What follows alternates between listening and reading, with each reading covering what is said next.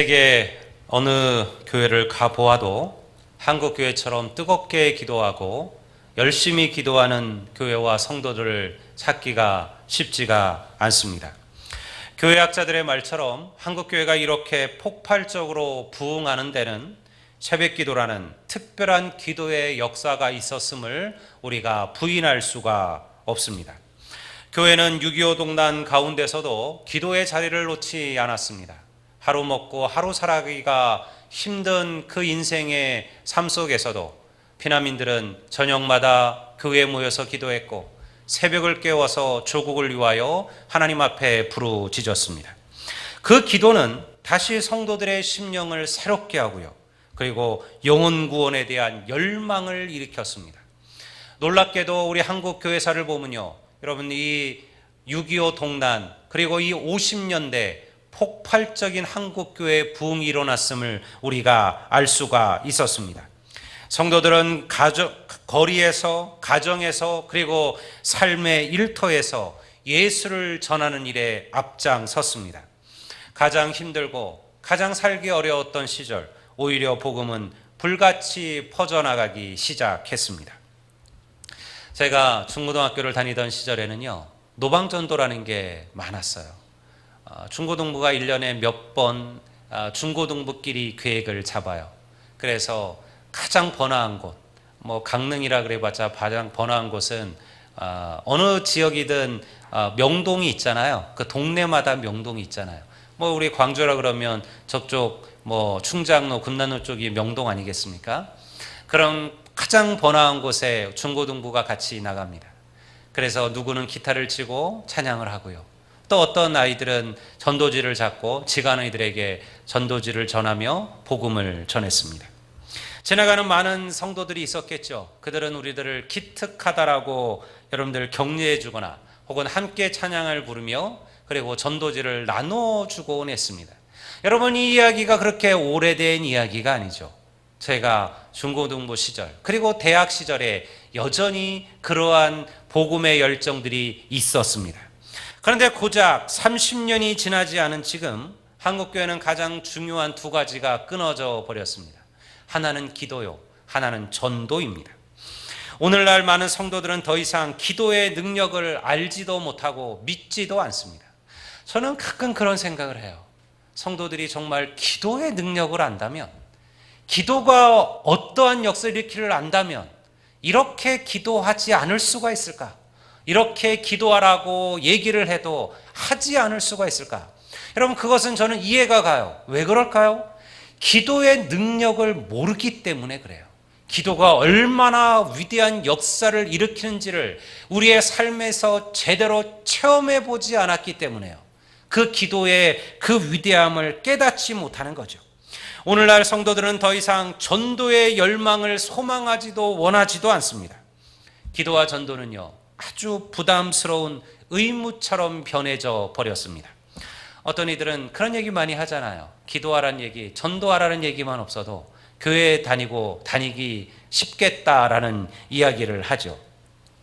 어떤 교회는요, 기도와 전도는 더 이상 오늘날 21세기를 살아가는 이런 시대에 어울리지 않는다 이야기합니다. 어떤 목회자는요, 우리 교회는 새벽 기도가 없는 교회고 우리 교회는 전도에 부담이 없는 교회라는 것을 자랑하기도 합니다. 그것을 마치 특별한 트렌드의 교회인 것처럼 그렇게 이야기하기도 하죠. 새벽 기도 없으면 여러분 누가 가장 좋을까요? 제가 가장 좋아요. 새벽 기도 없으면요 목사가 가장 좋아요. 여러분들 새벽 기도가 쉬운 게 아니거든요. 그런데 여러분 왜 이것을 놓지 못합니까? 여러분 우리는 이 기도와 이 전도야말로 하나님의 교회의 어떠한 역사인지를 너무나 잘 알기 때문에 그렇습니다. 오늘 제가 이야기를 여러분과 함께 나누고자 합니다. 어느 날 예수님께서 새벽 일찍 일어나셨습니다. 전날 일찍 잠자리에 드셨기 때문에 푹 자서 저절로 그 시간에 눈이 띄어진 게 아니에요. 그 전날은요 대단히 피곤하고 곤고한 날이었습니다. 우리 마가복음 1장 32절에서 34절은 예수님의 이 전날을 이렇게 기록하고 있습니다. 제가 한번 읽어드릴게요. 저물어 해질 때 모든 병자와 귀신 들린 자를 예수께 데려오니 온 동네가 그 문 앞에 모였더라. 예수께서 각종 병이 든 많은 사람을 고치시며 많은 귀신을 내쫓으시되. 여러분, 이 읽은 이야기가 바로 예수님의 그 전날의 이야기를 기록하고 있는 거예요. 여러분, 그 전날 예수님은요, 하루 종일 복음을 전하며 병자들을 고치며 그리고 말씀을 전했습니다. 늦게까지 여러분들 그 사명을 하고 집에 돌아와 봤더니요, 벌써 그 집 앞에 사람들이 가득 차 있었어요. 성경은 말하기를 온 동네가 그 문 앞에 모였다라고 얘기합니다. 예수님께서 고쳐주시기를 바라고 수많은 병자들이 그 예수님의 집 앞에 문 앞에 진을 치고 있었습니다. 성경은 벌써 그때가 저물었다라고 얘기합니다. 여러분, 중동은 해가 늦게 집니다. 그러니까 여러분들, 이미 해가 저물었다는 것은 벌써 이 시간이 저녁 8시, 9시를 넘어가고 있었다라는 거예요. 그런데 여러분, 주님은 어떻게 하셨을까요? 그 긴 시간 집에 오셨는데 이제는 좀 쉬어야 되잖아요. 그런데 사람들이 벌써 그 앞에서 주님을 기다리고 있었습니다. 주님은 그들을 돌려보내실 수 있었습니다. 얘들아, 내가 오늘은 이제 쉬어야 된다. 그래야 내가 내일 또 복음을 전하고 내일 또 병자들을 고치지 않겠느냐. 그러니 오늘은 돌아가고 그리고 내일 다시 오너라 라고 얘기한들 누가 뭐라고 할까요? 근데 주님은 그렇게 하지 않으셨습니다. 주님은요, 그들의 갈급한 마음과 심령을 알고 계셨어요. 여러분, 평생에 병에 걸려서 고통받는 인생으로 살아왔던 그들에게 단 하루라도 여러분들 더 그 고통 속에 그들을 내버려 두기를 원치 않으셨던 거죠. 그래서 다시 주님은 피곤한 몸을 붙들고요, 그리고 그들을 고치시기 시작하셨습니다. 성경은요, 그가 주님께서 그 병자들을 고치시고 그리고 여러분들 귀신을 내어 쫓으셨다. 온 동네가 모였으니 여러분, 그들을 다 고치시고 그들에게 복음을 전하셨다면 그 전날 주님께서 잠을 제대로 주무셨을까요? 아마도요, 주님은요 거의 잠을 주무시지 못했을 겁니다. 그랬던 주님이 여러분 새벽에 일어나셨어요. 왜요?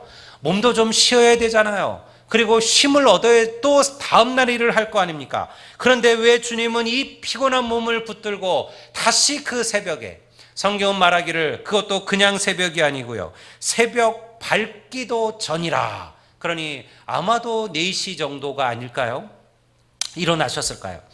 여러분, 저는요 이 주님의 마음이 우리 성도들의 마음이 되시기를 주의 이름으로 축원합니다. 하나님은요 일보다 사람을 귀히 여기셨어요. 주님은요 성공이 목적이 아니셨어요. 주님은요 사랑이 삶의 이유였습니다. 주님은요 내일의 계획이 방해가 되니까 그래서 사람들을 돌려보내지 아니하셨습니다. 주님은 그들의 눈물과 아픔을 알고 계셨습니다. 그래서 그들을 돌아보신 거죠. 이것이 교회고 이것이 믿음입니다. 우리가 때로 교회 일을 하다 보면 일은 성공하지만 사람을 잃어버릴 때가 있습니다. 그러나 여러분, 사람이 상처받고 사람이 눈물 나면요 그 일은 더 이상 의미가 없어요. 우리가 아무리 위대한 일을 행했을지라도요, 여러분 그 일은 하나님 앞에 아무런 가치가 없는 거예요. 고린도서 13장은 뭐라고 얘기했습니까? 우리가 천사의 말을 하고 혹은 우리가 우리의 몸을 불사르게 내어줄지라도, 여러분 자기의 몸을 완전히 희생의 제물로 드린다 할지라도 사랑이 없다면 그것은 아무것도 아니다. 여러분 이것이 우리에게 가르쳐 주신 것이죠. 그러니 여러분, 우리 아델리안 교회는요 한 영혼을 귀히 여기고 한 생명을 소중히 여기는 이 주님의 마음을 본받기를 주의 이름으로 축원합니다. 여러분, 바로 그 주님께서 여러분들 일어나셨습니다. 이유는 간단해요. 기도하기 위함이에요. 성경은 말하죠. 예수께서 새벽악이 밝기도 전에 예수께서 일어나사 나가 한적한 곳으로 가사 거기서 기도하시더니. 성경은 예수님의 기도 얘기를 여러 군데서 기록하고 있어요. 예수님이 기도하신다는 얘기는 어쩌면 특별한 이야기가 아닐 수 있습니다. 주님은 항상 기도하지 않으셨겠습니까? 그런데 주님께서 특별한 기도의 이야기를 성경에 기록한 곳이 있어요. 여러분, 주님께서는 자신의 공생애를 시작하시기 전 주님께서는 기도를 하셨습니다.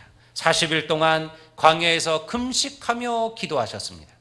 또 주님은요, 당신의 12제자를 뽑으시기 전 주님은 밤이 맞도록 기도하셨습니다.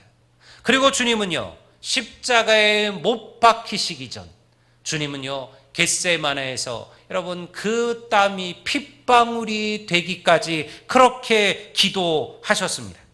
이것이 무엇을 이야기하는 것일까요? 예수님도 기도를 통해서 하나님의 능력과 뜻을 알고 순종하는 법을 배우셨다라는 거예요. 여러분, 기도는 우리를 하나님에게 순종하게 만드는 줄로 믿습니다. 여러분, 그래서 보면요, 기도하는 사람과 기도하지 않는 사람의 차이가 무엇일까요? 그냥 보면 차이가 없는 것 같아요. 그래서 우리가 기도 안 하는 거예요. 내가 열심히 기도하나 열심히 기도하지 않으나 별로 내 삶에 어떤 차이가 없다고 느껴요. 기도 안 했는데도 일이 잘 되는 것 같아요. 사업이 승승장구하는 것 같아요. 기도 안 했는데도요, 여러분들 길들이 잘 열리는 것 같기도 해요.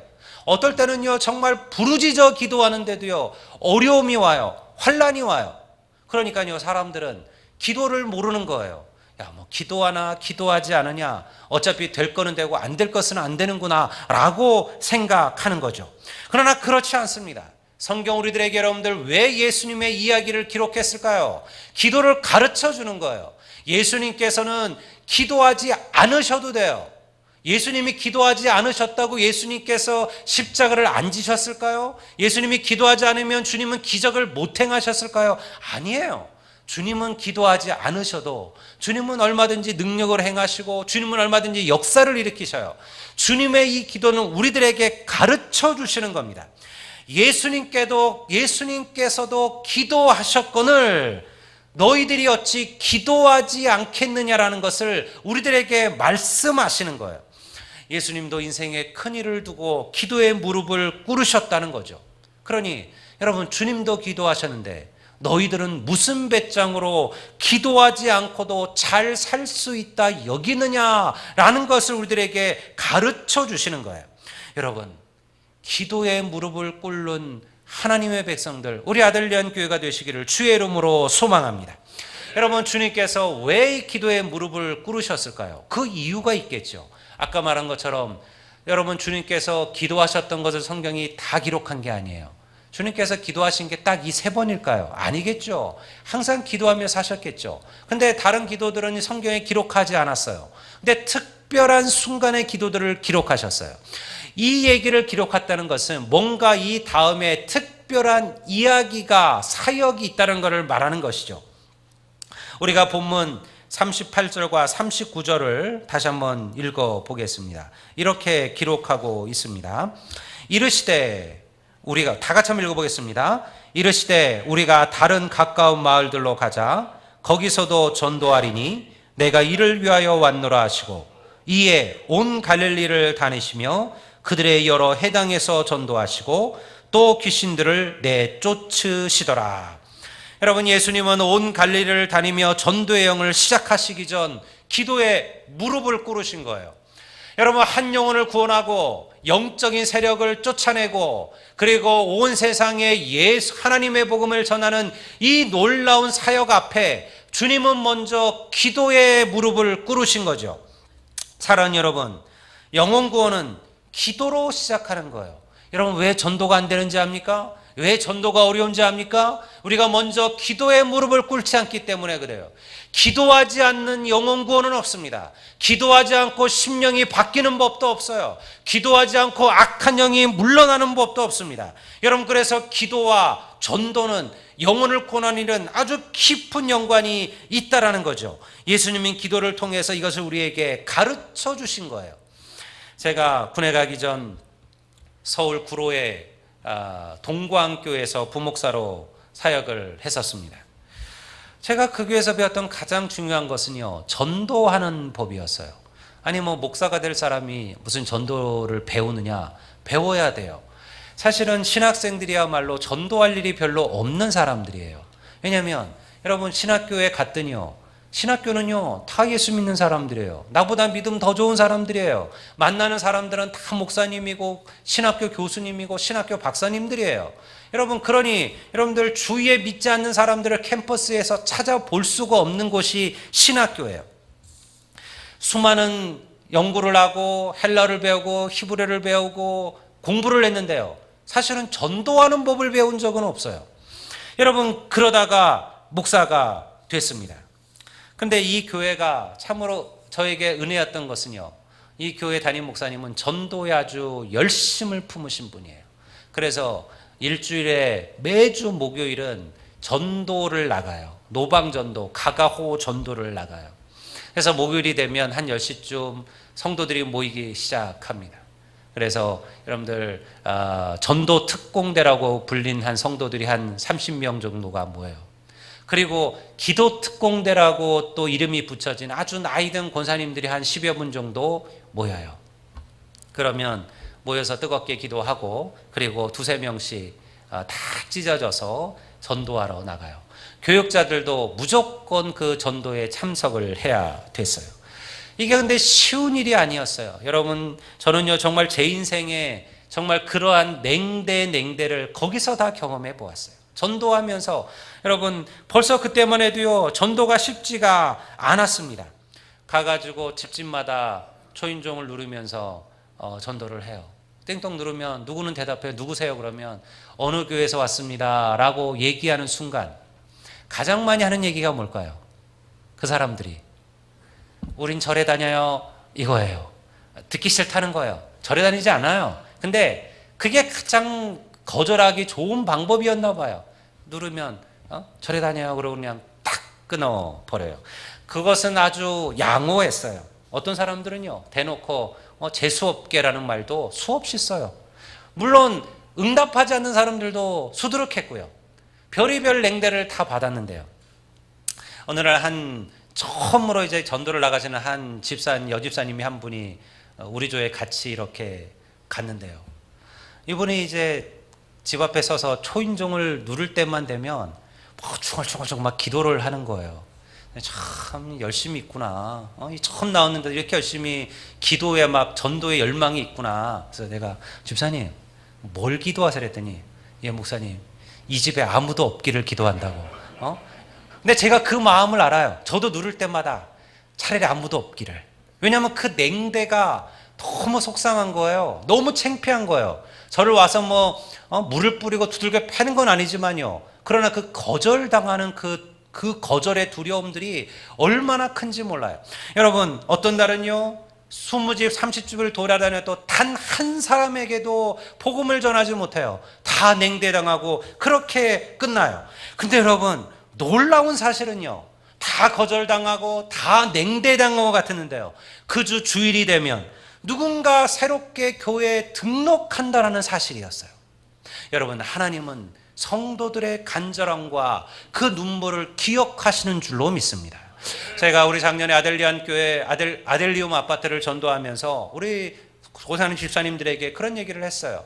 우리가 여기서 이렇게 저녁마다 여러분 집사님들 수고하며 있으며 방문 가가오를 다니며 이렇게 하는데, 사실은 이 아파트에서 한 명도 안 올 수도 있다. 한 명도 안 올 수도 있다. 누구는 그렇게 얘기를 해요. 목사님 그거 하나만 합니다. 해봤자 안 옵니다 라고 얘기하는 분들도 있었어요. 그러나 여러분, 하나님께서 그 기도를, 그 열심을, 그 눈물을 기억하셨기 때문에 새로운 좋은 믿음의 성도들 우리 교회로 보내신 줄로 믿습니다.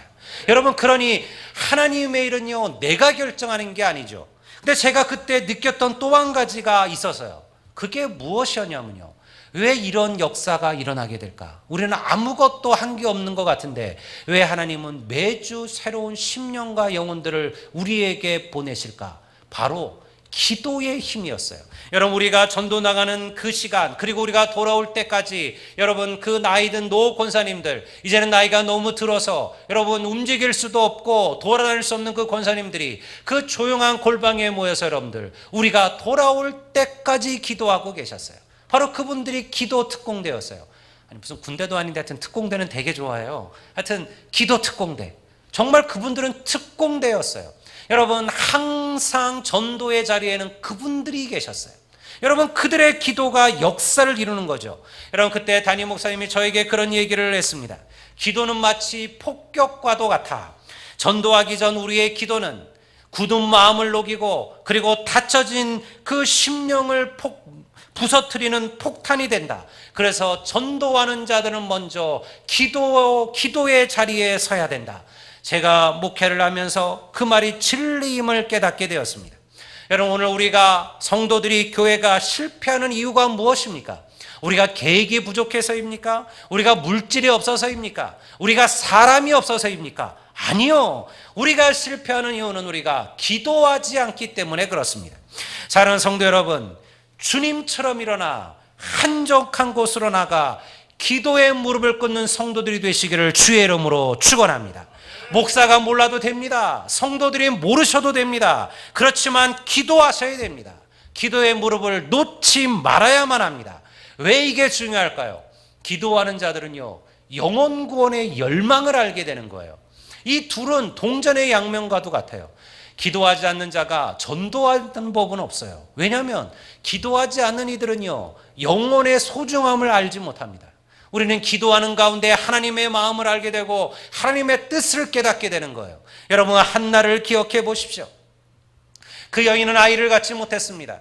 여러분, 아이를 갖지 못해서 그의 인생은 너무나 고달팠어요. 그래서 어떻게 했어요? 여러분들 성전에 가서 기도하기 시작했어요. 여러분들 성막에 가서 눈물을 흘리며 부르짖어 기도했어요. 하나님 내게 아들을 달라고요. 근데 여러분들, 그가 기도하는 가운데 뭘 알게 됐어요? 하나님의 마음을 알게 됐어요. 나는 지금 아들이 없어서, 아이가 없어서 이렇게 슬프고 이렇게 힘들고 이렇게 눈물 나는데 하나님도 마찬가지인 것을 깨닫게 된 거죠.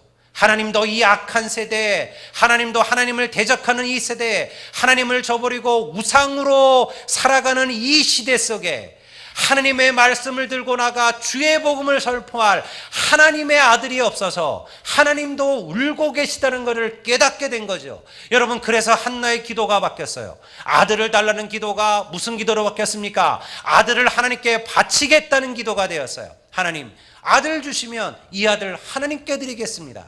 하나님께서 이 아들을 쓰십시오. 주를 위하여 이 아들을 사용하십시오. 여러분, 하나님께서 그 기도대로 응답하셨잖아요. 이 아들이 누구예요? 바로 여러분, 암울했던 이스라엘의 위대한 영적 부흥을 일으켰던 사무엘 아닙니까? 여러분, 이것이 기도라는 거예요. 여러분, 기도하지 않고 우리가 하나님의 마음을 알 수 없습니다. 여러분, 기도하지 않고 우리가 영혼의 뜨거움을 알 수가 없습니다. 우리가 기도하지 않고요, 선교의 열망을 알아갈 수가 없습니다. 사랑하는 성도 여러분, 저는 우리의 기도가 진정한 눈물의 기도가 되기를 바랍니다. 우리의 기도가 하나님의 보좌를 흔드는 능력의 기도가 되기를 바랍니다. 우리의 기도가 우리의 제약되고 연약한 심령을 통회하고 회개하는 그러한 기도가 되기를 바랍니다. 여러분, 누군가를 향한 미움이 있습니까? 분노가 있습니까? 아픔이 있습니까? 무엇으로 해결할까요? 저는요, 기도밖에 없다는 것을 알아요. 여러분, 기도하는 자들은요, 그거를 이겨낼 수 있는 힘을 얻어요. 기도하지 않으면 그것이 우리를 무너뜨려요. 근데 기도하면요, 알게 되는 거예요. 뭘 알게 돼요? 나 같은 죄인을 사랑하신 하나님의 사랑을 알게 돼요. 그 사랑 앞에요, 우리는 아무것도 아니라는 걸 알게 돼요. 그것이 얼마나 벅찬 감격인지를 알게 돼요. 여러분, 그래서 용서할 수 있는 마음을 얻게 되는 거죠. 여러분, 그래서 모든 것은요, 기도로부터 시작되는 거예요. 여러분, 이것이 바뀔 수가 있을까요?